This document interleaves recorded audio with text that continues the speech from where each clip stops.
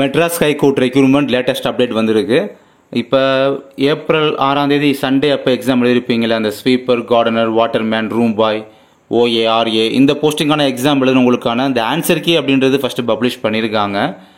Answer கீயை பார்த்தீங்கன்னா நம்முடைய அஃபிஷியல் எம்கசி வெப்சைட்டில் இந்த மாதிரி டேஷ்போர்டில் விசிபிள் ஆகிறத கிளிக் பண்ணி ஆன்சர் கீயை டவுன்லோட் பண்ணிக்கோங்க. இது propose answer key E1 series and A series ரெண்டு சீரிஸுமே போத் அவைலபிளாக இருக்குது. டவுன்லோட் பண்ணிக்கோங்க.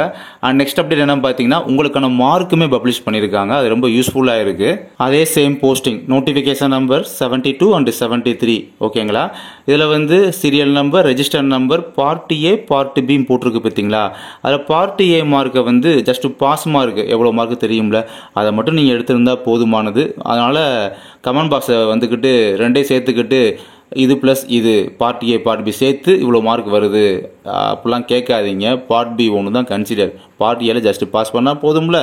பார்ட் B மட்டும் தான் உங்களுடைய கட் ஆஃபை தீர்மானிக்கிறது ஓகேங்களா.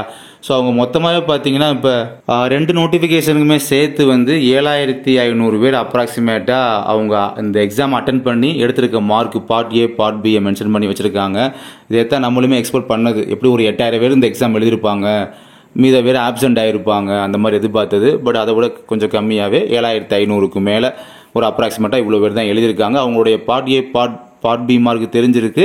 அப்போ கட் ஆஃப் இவ்வளோ தான் வரும் அப்படின்றத நம்மளுமே கொஞ்சம் லைட்டாக ப்ரெடிக்டும் பண்ணலாம். அதை பற்றி நம்ம நாளைக்கு என்ன ஏதுன்றதை பார்க்கலாம்.